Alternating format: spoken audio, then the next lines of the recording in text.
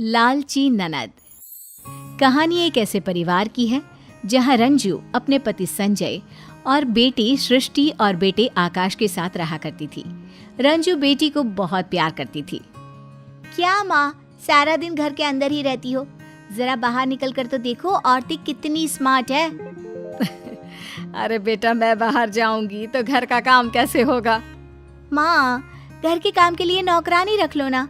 और हाँ, पापा से पैसे लेकर पार्लर में चलते हैं, वहाँ आपका मेकओवर करवाती हूँ। अरे बेटा, लेकिन पैसे क्यों बर्बाद करना? कल को आकाश को आगे की पढ़ाई के लिए और तेरी शादी के लिए भी तो पैसे लगेंगे ना। माँ, क्यों इतना सोचती हो सबके बारे में? सब अपने लिए जीते हैं, तो तुम क्यों पीछे रहो? अब पापा को ही देखो। क्या देखूं? देखिए, पापा भी तो कहते हैं ना कि तुम ठीक से रहा करो। चलो शॉपिंग करने चलते हैं, मुझे कुछ नहीं सुनना। बेटी माँ को शॉपिंग के लिए ले जाती है, लेकिन ज्यादा सामान खुद के लिए ही खरीद लेती है। फिर एक दिन, पापा, आपको एक बात बतानी थी आकाश के बारे में। वो कल ना गली के आवारा लड़कों के साथ खेल रहा था। मैंने उसे बहुत समझाया कि पापा इतनी मेहनत करते, तुम ऐसा क्यों करते हो? हाँ बेटा, वो कुछ बन जाए, तुम्हारी शादी हो जाए तो समझूंगा जिंदगी सफल।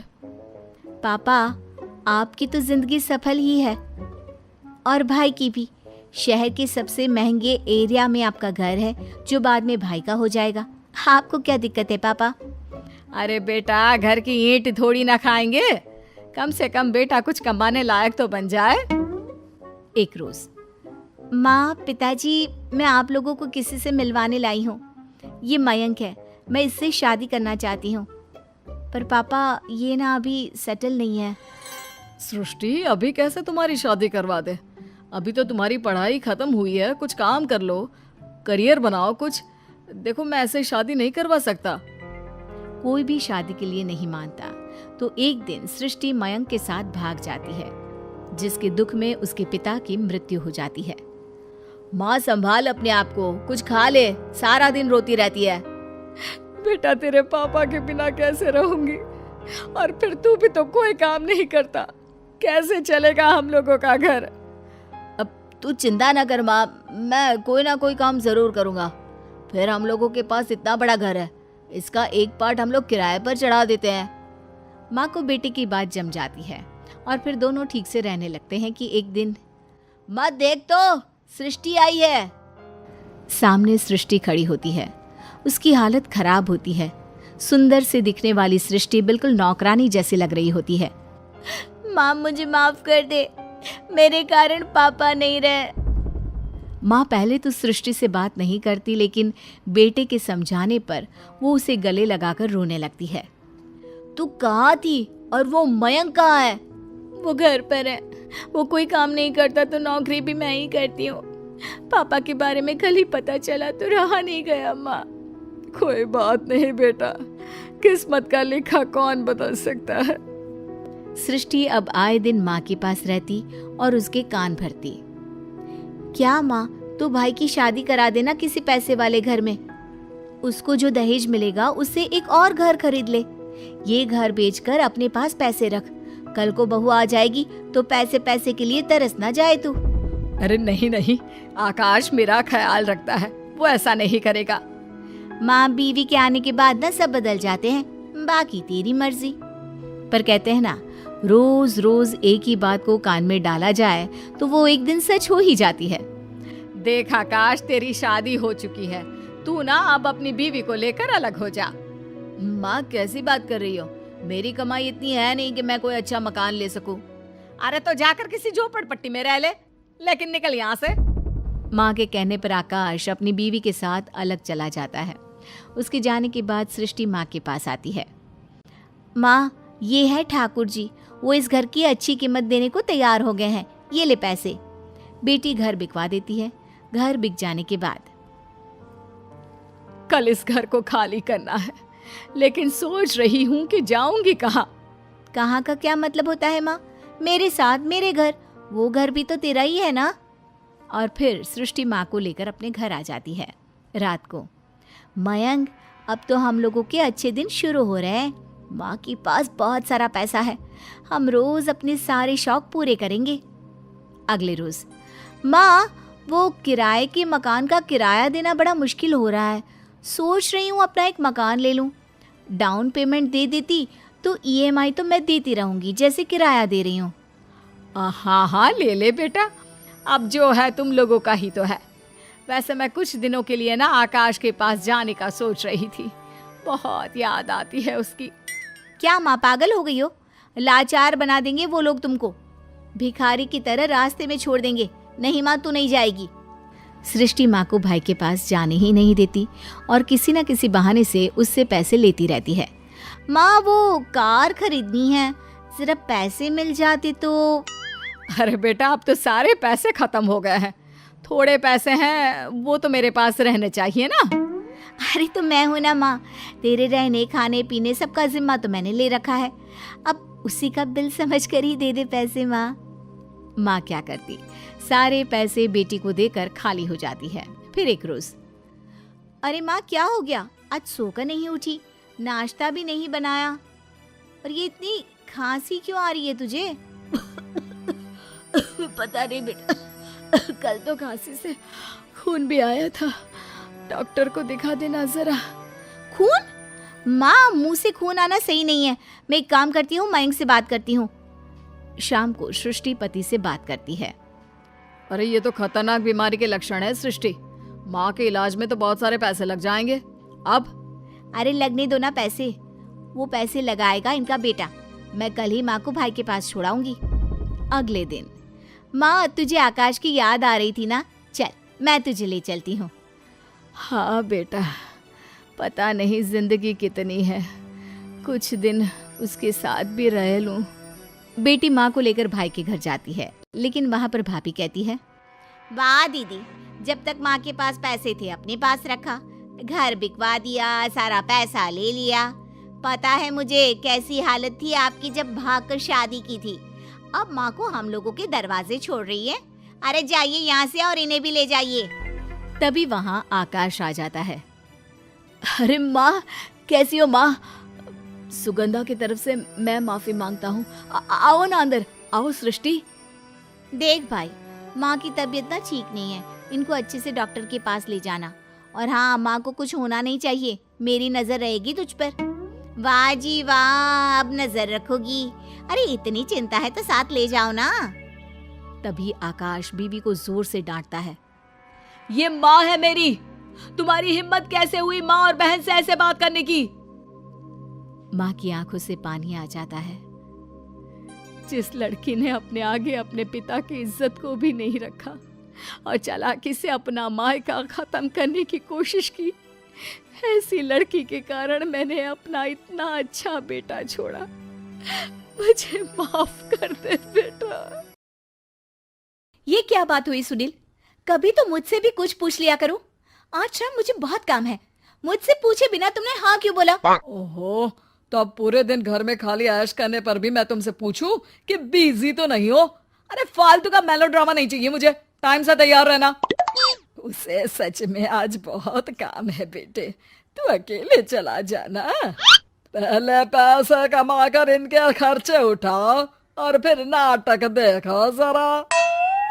दोनों बाप बेटे हमेशा की तरह दोनों सास बहू को कड़वी बातें सुनाकर ऑफिस चले जाते हैं, जिसकी अब आदत होने पर वो दोनों भी किसी से कुछ बोले बिना अपने काम में लग जाती हैं। इसी तरह सुबह से शाम हो जाती है। मम्मी, समझ नहीं आ रहा, इतने सारे काम पड़े हैं जो कल सुबह तक अगर पूरे नहीं किए तब भी हम पर ही इल्जाम आएगा, और अगर पार्टी में नहीं गई तब भी सुनाएंगे। अरे इन कहो की तो आदत हो गई है बेफिजुल काय काय करने की। तू तैयार हो जा, काम मैं संभाल लूंगी। अब नेहा सुनील के घर वापस आने से पहले ही तैयार हो जाती है, जिस पर वो सुनील के आते ही पार्टी के लिए चले जाते हैं। वहां पहुंचकर हमेशा की तरह सुनील अपने दोस्तों में बिजी हो जाता है और नेहा एक कोने में खड़ी रहती है। रात बीतती है और अगली सुबह एक बार फिर वही रूटीन शुरू हो जाता है। इन लोगों को हमारे काम और जिंदगी की कोई अहमियत क्यों नहीं है? इन्हें कब समझ में आएगा कि घर में रहने वाली औरतें सिर्फ आराम नहीं करती।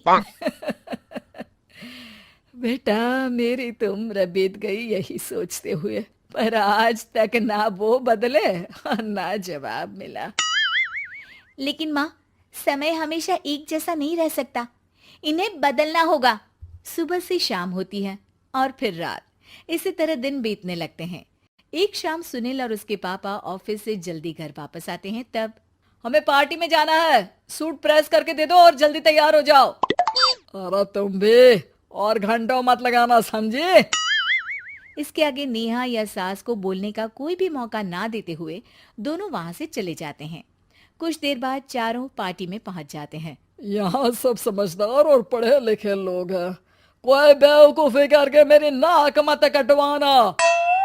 और तुम तो खासकर अपनी जुबान काबू में रखना, बहुत चलने लगी है आजकल। आप लोगों की शायद हमेशा हर जगह हमें इंसल्ट करने की आदत बन गई है। अच्छा, जब शॉपिंग पर मेरे ही पैसे उड़ाती हो तब ये बगावत याद नहीं आती होगी। काम न काज की, दुश्मन अनाज की। ऐसा बोलकर सुनील अपने दोस्तों के साथ चला जाता है और ससुर भी ऑफिस के लोगों के साथ गपशप में लग जाते हैं। लेकिन सुनील की बात से परेशान नेहा और उसकी सास वहीं एक कोने में खड़ी रहती हैं। शांत हो जा, कर ही क्या सकते हैं। चल कोल्ड ड्रिंक पीते हैं, गुस्सा उतर जाएगा। जैसे ही नेहा और सास कोल्ड ड्रिंक लेने पहुंचती हैं तो उन्हीं के बराबर में अल्कोहल का काउंटर देखकर नेहा का चेहरा चमक उठता है। वो मुस्कुराकर सास के कान में कुछ कहती है और दोनों पीना शुरू करती हैं। कुछ देर बाद दोनों चिल्लाते हुए अपने अपने पतियों को ढूंढने लगती है। कहाँ है सुनील? देख, तेरी असलियत आ रही है। कहाँ है सुनील के पापा? देखो, तुम्हारी शामत आ रही है।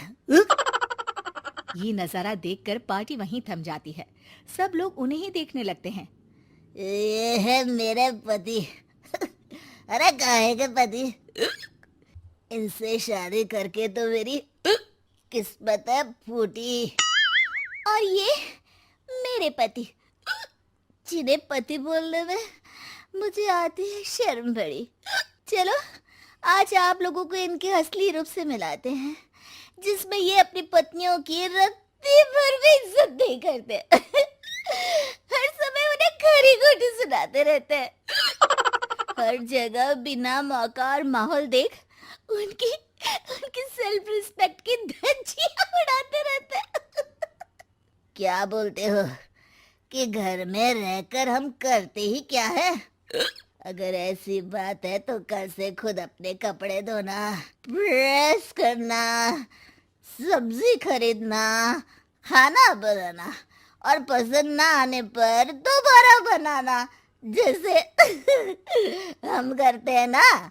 फिर घर की सफाई, सारा सामान अपनी जगह रखना, जो तुम्हारे फेंकने पर हम करते हैं। और फिर फाइनेंस मंत्री बनकर लिमिटेड पैसों में बढ़ती कीमतों के साथ घर का बजट बनाना। सुनील, इन्हें चुप करा, अपनी तो कोई इज्जत है नहीं, हमारी भी खराब कर रही है। हाँ, ये तो और बढ़िया है। अब अच्छे से सुनो। नेहा, ये क्या ड्रामा है? ड्रामा तो अभी शुरू हुआ है जी। सास और नेहा अपने मन की सारी भड़ास निकालने लगती है, जिसे चुपचाप खड़े रहकर सुनने के अलावा ससुर और सुनील के पास कोई चारा नहीं होता। बहुत देर तक यही सब चलने के बाद आखिर में दोनों सास बहू बेहोश हो जाती हैं। अगली सुबह सिर दर्द के साथ दोनों की नींद अपने अपने कमरे में खुलती है, जिस पर उनके पति उन्हें हॉल में लेकर आते हैं। मेरा सिर इतना दर्द क्यों कर रहा है? मेरा भी। इतनी देर में ससुर 2 ग्लास नींबू पानी लेकर रसोई से बाहर आते हैं। ये लो नींबू पानी, इससे सिर दर्द ठीक हो जाएगा। हम दोनों आपसे कुछ कहना चाहते हैं। सास बहू हैरानी से एक दूसरे को देखने लगती हैं। तभी दोनों बाप बेटे उनसे माफी मांगते हुए कहते हैं, हमें कभी एहसास नहीं हुआ कि अपने ईगो में हम दोनों आप लोगों के साथ कितना बुरा कर रहे हैं। आज से हम भी घर के काम में हाथ बटाएंगे। और नेहा, मैंने तुम्हें जॉब करने से रोका, उसके लिए भी सॉरी। तुम्हें जो करना है करो। ये सब सुनने के बाद सास बहू मुस्कुराते हुए एक दूसरे की तरफ देखती हैं। अल्कोहल वाले काउंटर पर बैठकर कोल्ड ड्रिंक पीकर थोड़ा ड्रामा करते हुए आज इन्हें सबक सिखा ही देते हैं। रोबोट सास। शहर में रिश्तों की कमी और अपनों के प्यार की कमी लगभग हर घर में है। किसी को अकेलापन अच्छा लगता है तो किसी को ये काटने दौड़ता है। देखो राधा, तुम भले ही गांव की हो, लेकिन यहाँ शहर में सभी को साथ लाकर रखना पॉसिबल नहीं है। हाँ, लेकिन प्लीज किसी को तो बोलो हम लोगों के साथ रहें। तुम सारा दिन ऑफिस और मैं घर पर पकती रहती हूँ। अरे तो किसी सहेली को बुला लिया करो, बातें कर लिया करो। किसको बुलाऊं? कब तक बुलाऊं? तुम सासू माँ को बोलो ना आकर यहाँ रहे। ठीक है, बात करता हूँ मैं उससे। रवि ऑफिस चला जाता है और अपने दोस्त से कहता है, यार बीवी ने माँ को शहर बुलाने की जिद कर रखी है। अब सोच रहा हूँ कि ऑफिस से दूर जाकर कहीं कोई घर ले लूं किराए में। अब 2 कमरे का मकान तो पास में महंगा ही पड़ेगा ना। पर यार गांव की लड़कियों को शहर शादी करके लाओ तो यही दिक्कत होती है। वो लोग समझ ही नहीं पाती कि शहर की जिंदगी कितनी मुश्किल है। सबकी अपनी अपनी परेशानी है। अब मेरे वाले को देख लो, वहाँ के ऑपरेशन के लिए 2 हफ्तों के लिए लेकर आया था। बीवी ने तो इतना हंगामा किया कि माँ को 1 हफ्ते में ही वापस भेजना पड़ गया। सोच रहा हूँ कि माँ को फोन करूँ और कहूँ कि आ जाओ। क्या पता सास की चिक चिक सुनकर वो भी माँ को गांव भेज दे। आखिर औरतें तो औरतें ही होती है ना। किसे सास के साथ रहना पसंद होगा। बात आई गई हो जाती है। राधा रवि के पीछे एक बार फिर पड़ जाती है। वो 210 वाली है ना? हाँ, क्यों, क्या हो गया उसे? उसकी सास कल आने वाली है। बड़ी खुश थी कि वो अब दिन भर बच्चे को सास के पास रखकर घुमा फिरा करेगी। लेकिन हमारी तो किस्मत ही फूटी है। हमारी सास कब आएगी कि ये सुख हम भी ले सके? देखो, मैं माँ से बात कर लेता हूँ, लेकिन माँ हमेशा के लिए कैसे आएगी? कोई और तरकीब सोचो ना। एक काम करो ना, मुझे गांव छोड़ दो, मैं चली जाती हूँ। कम से कम सास का सुख तो देख लूंगी। लेकिन ऐसा कहाँ हुआ कि कोई सास बहू एक साथ सुख से रहे। रवि तो जानता था सब, लेकिन करता क्या। पर कहते हैं ना, पति का दिमाग है, चलेगा तो सही। एक आइडिया आया है। क्यों ना मैं माँ की शक्ल सूरत का एक रोबोट लाकर दे दूं, जो राधा के साथ बिल्कुल सास वाला व्यवहार करे। मजा ही आ जाएगा। न माँ को लाने की झंझट, न सास बहू की किचकिच। रात को स्विच ऑफ करके अलमारी में पैक। बस फिर क्या था। अगले दिन जैसे ही घर की घंटी बजती है और राधा दरवाजा खोलती है, साथ में खड़ा होता है रवि और साथ में होती है रवि की माँ यानी कि राधा की सास। माँ जी, मुझे तो मेरी आंख पर विश्वास नहीं हो रहा। कितना अच्छा सरप्राइज है। हाँ, आइए माँ, आइए। मुझे भी अच्छा लग रहा है। मैं भी खुश हूँ, मैं भी खुश हूँ, मैं भी खुश हूँ। दरअसल रोबोट सास की बैटरी ढीली होने के कारण वो एक वाक्य को रिपीट करने लगती है। माँ जी इतनी खुश है कि बार बार दोहराए जा रही हैं कि खुश है, खुश है। मैं अभी पानी लाती हूँ। राधा पानी लाने जाती है कि पीछे से रवि सास की बैटरी टाइट कर देता है और ऑर्डर का प्रोग्रामिंग ऑन कर देता है। पानी लाओ, चाय लाओ, खाना लाओ, मेरे बाल झाड़ो, मेरे कपड़े धो, मेरी चप्पल कहाँ है, लेकर आओ। अरे ठीक है माँ जी, सब ला रही हूँ। मैं जानती हूँ रवि आपको प्रोग्रामिंग करके लाए ना कि आप मुझे तंग कर दे और मैं आपको जाने को बोल दूँ। नहीं माँ जी, इस बार मैंने भी कमर कस रखी है। अरे प्रोग्रामिंग कैसी लैंग्वेज यूज कर रही हो? माँ का रोबोट थोड़ी ना है जो मैं प्रोग्रामिंग करूँगा। अरे मजाक कर रही हूँ। माँ तो माँ होती है, मैं जानती हूँ। राधा सास के साथ खुश रहती है। वो उनके साथ बातें करती, घूमने जाती और आसपास के लोगों से मिलवाती। लेकिन एक दिन, अरे कभी तुम लोगों को लड़के नहीं देखा। इतनी तो तू मैं माँ बेटी में भी हो जाती है, लेकिन तेरी सास तो बिल्कुल ताना नहीं देती। हाँ ये तो है, ताना तो नहीं देती लेकिन ऑर्डर बड़े बड़े देती है। अरे ना मानना, 2-4 ऑर्डर अपने आप ठीक हो जाएंगी, तभी दिखेगा असली रंग। कौन सा तेरे बुलाने पर आई है, बेटे के बोलने पर आई होगी बुढ़िया। बात तो सही है, लेकिन यार कोई बात नहीं ना, सास लड़ाई करे भी तो कोई परेशानी नहीं है। कितना ख्याल भी तो रखती है।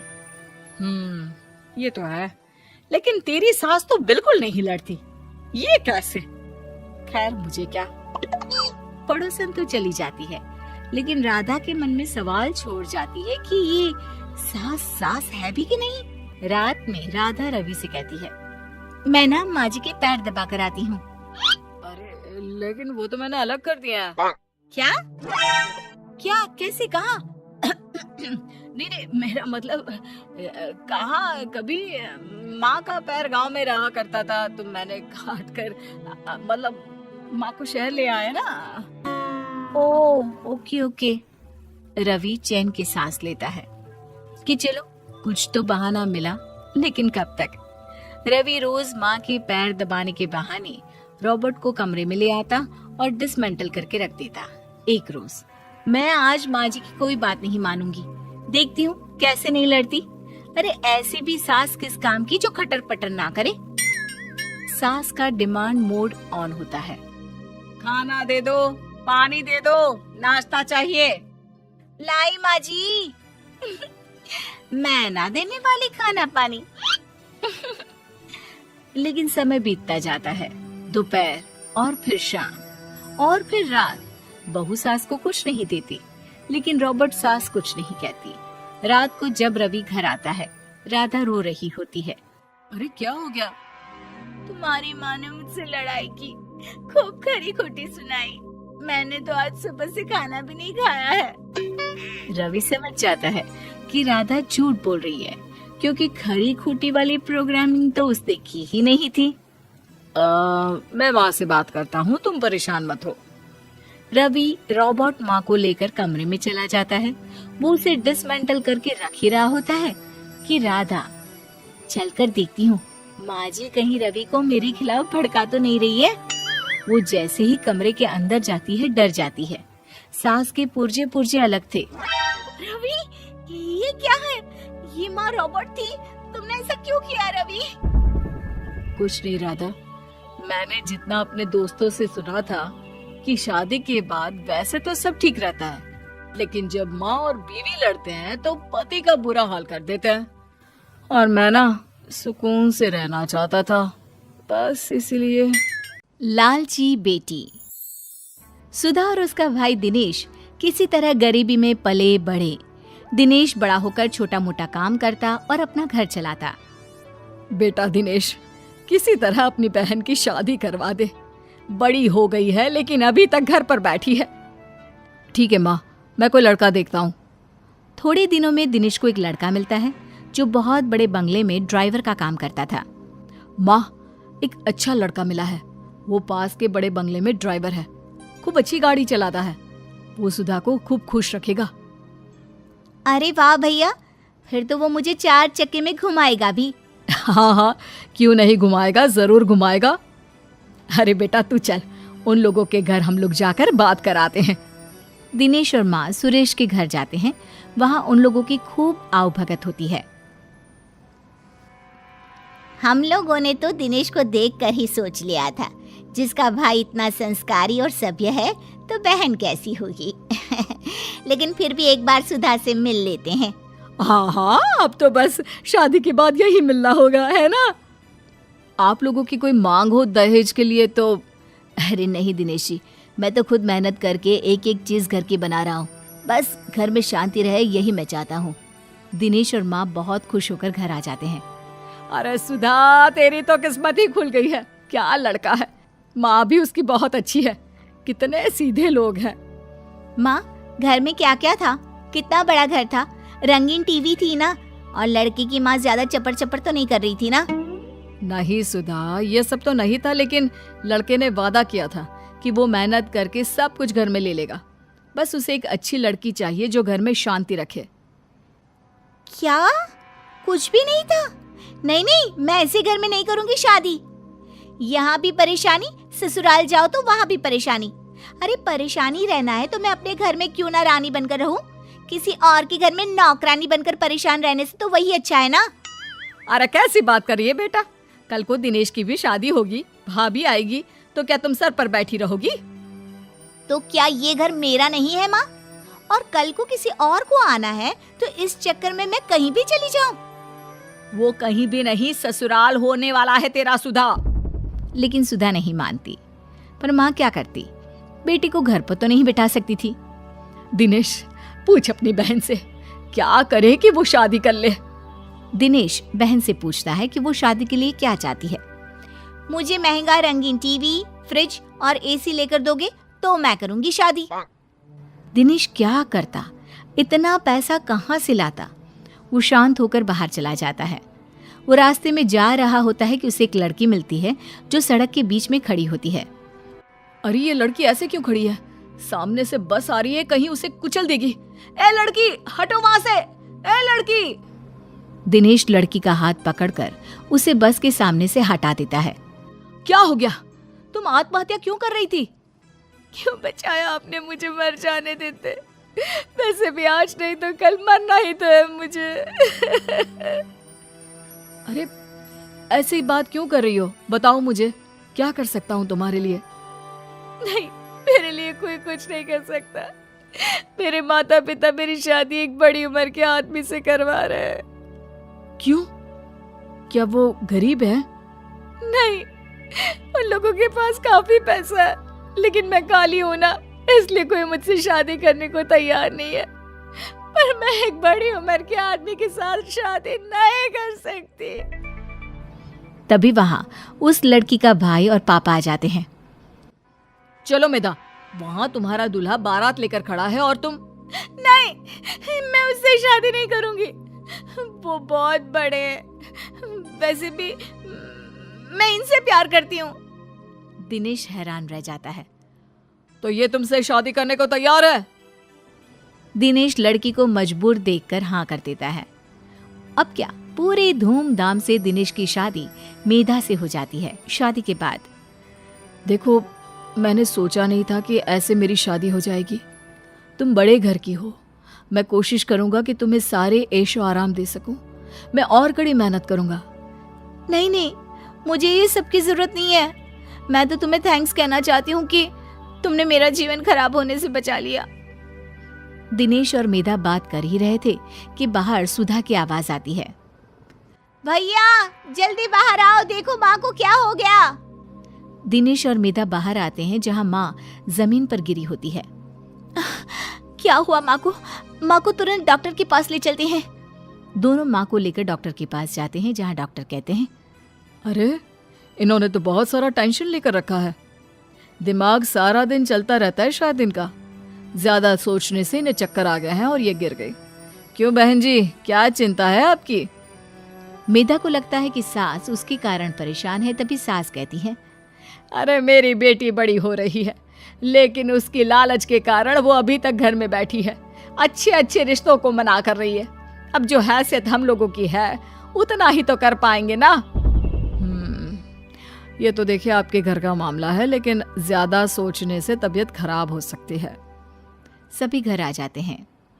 दिनेश, क्या बात है, तुम्हारी बहन शादी क्यों नहीं कर रही? तुम तो जानती हो मेधा, मैं एक छोटी सी नौकरी करने वाला इंसान हूँ। थोड़ा बहुत जो मिलता है उससे घर खर्चा चलता है। थोड़े मेहमानों को बुलाकर खाना खिलाकर बहन को विदा कर दूं, यही बात है। लेकिन उसकी इच्छाएं और ख्वाहिशें बहुत हैं, इसलिए मैं उसकी शादी नहीं करवा पा रहा हूँ। सुधा को तो मेहनती और काम करने वाले लड़के मिल रहे हैं। वो तो मेहनत से बड़ी चीज खड़ी कर सकते हैं। फिर क्यों मना करना? मैं बात करती हूँ। क्या बात है सुधा, क्यों शादी नहीं करना चाहती हो? आप भी तो शादी नहीं कर रही थी ना, फिर क्यों की? अरे वो शादी नहीं थी, दबाव था अपने से बड़े आदमी से शादी करने का। तो भाभी, इस घर में आपके पिता ने आपको सारी सुख सुविधा की चीजें दी है ना? बड़ा टीवी, ठंडा पानी, सब कुछ मिल रहा है ना यहाँ पर। तो फिर मैं गरीबों वाली जिंदगी क्यों जीऊं? अरे कहाँ से लाएगा तेरा भाई ये सारी चीजें, जिसे देखकर मैं तेरी शादी कर दूं? लड़के खड़े हैं बिना दहेज की शादी के लिए, लेकिन ये लड़की अरे इतनी लालची है कि भाई का सोच भी नहीं रही है। कोई बात नहीं माँ जी, आप गुस्सा ना करें। ये सारा सामान नया ही है सुधा। मैं कल ही किसी को बुलाकर पैक करवा देती हूँ। ये तुम अपने साथ ले जाना, मैं और दिनेश फिर खरीद लेंगे। अरे नहीं नहीं बहू, ये तेरे पिता ने तेरे लिए दिया है, तू कैसे रहेगी इन सब के बिना? माँ, मेरे लिए दिनेश सबसे ज्यादा मायने रखते हैं। वो ठीक रहें तो ये सब तो हम फिर कभी भी ले सकते हैं। अरे जीती रह बहू, तूने तो मेरी बड़ी समस्या का समाधान कर दिया। फिर क्या, मेधा का सारा सामान सुधा की शादी में चला जाता है। उसकी शादी हो जाती है और सास चैन की सांस लेती है। विदेश में नौकरी। दोस्तों, ये कहानी उन लोगों को समर्पित है जिन पर विदेश जाके जल्द से जल्द अमीर बनने की सनक सवार होती है। अरे भाई विनोद, सूट बूट क्या बात है, इतना तैयार होकर कहाँ जा रहे हो? एयरपोर्ट जा रहा हूँ, मेरी विदेश में नौकरी पक्की हो गई है। ओह, विदेश मतलब नेपाल ना? ओहो, अच्छा, इसका मतलब तुम नेपाल जा रहे हो नौकरी करने। छोटे लोग, छोटी सोच। अरे मैं साउथ अफ्रीका जा रहा हूँ, यहाँ से 10 गुना तनख्वाह पर। चलो हटो भी, मुझे देर हो रही है। ये सुनकर चेलाराम की आंखें फटी की फटी रह जाती है। अगले दिन चेलाराम की पत्नी आग में घी डालने का काम करती है। आप भी अपने दोस्त की तरह विदेश में नौकरी क्यों नहीं करते? लल्लू राम बन के कब तक यहाँ मामूली सी नौकरी करते रहोगे? यहाँ की थोड़ी सी कमाई में मुझे हमारा तो कोई भविष्य नहीं दिखाई देता। हाँ, तुम ठीक ही कहती हो। उसी शाम चेलाराम के पिताजी कहते हैं, क्या कहा, विदेश जाएगा? अरे तेरा बाप भी कभी विदेश गया था क्या? इसीलिए तो मैं जाना चाहता हूँ पिताजी। अरे नालायक, मैं अपनी जिंदगी में तेरे जैसे बहुत से नमूने देख चुका हूँ। तू लोगों की हवाई बातों में आकर कोई ऐसा फैसला मत कर देना कि बाद में तुझे ही पछताना पड़े। क्या पिताजी, आप भी पैसे वाला बनना है तो पैसे वालों के बीच रहना तो पड़ेगा ना। अपने देश में गरीबी के सिवा रखा ही क्या है।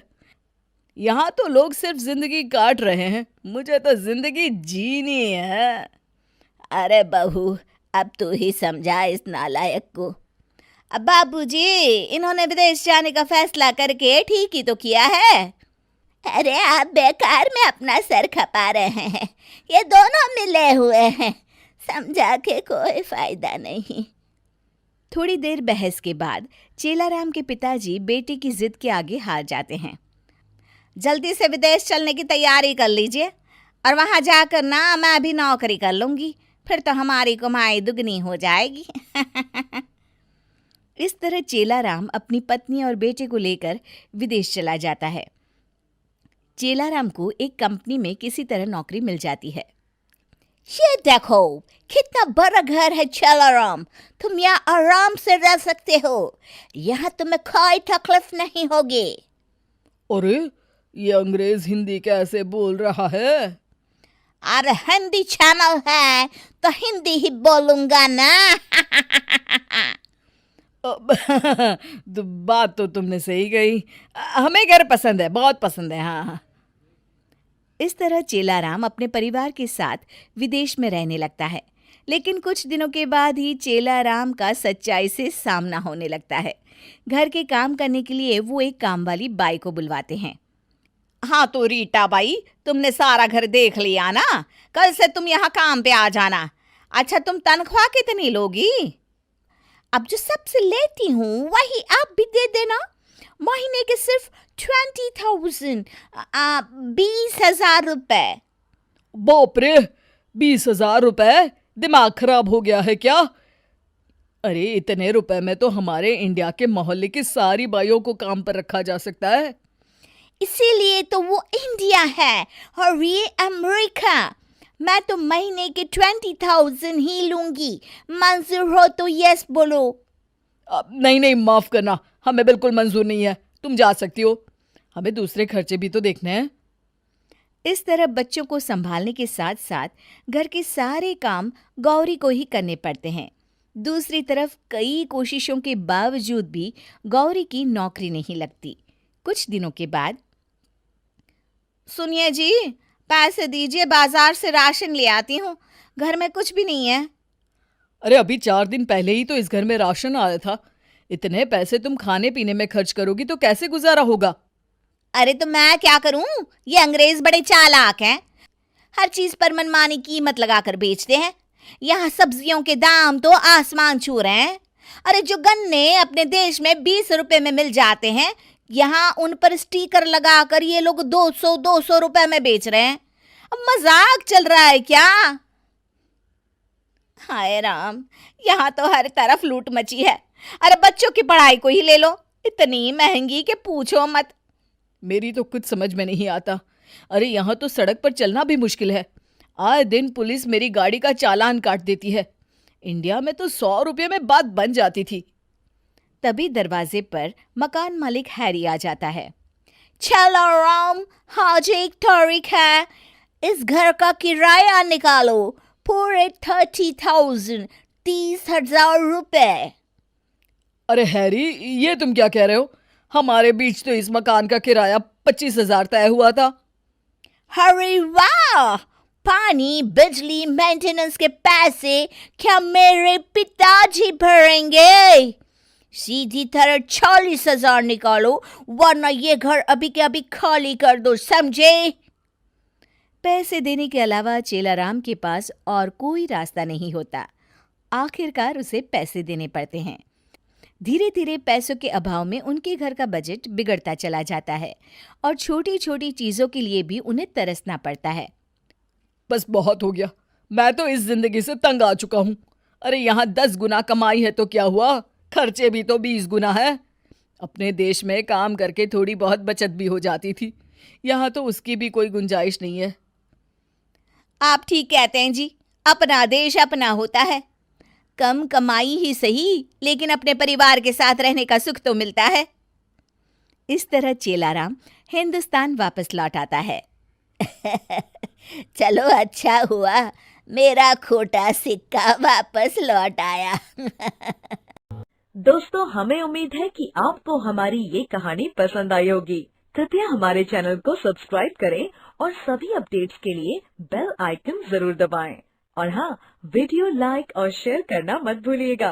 Bye bye.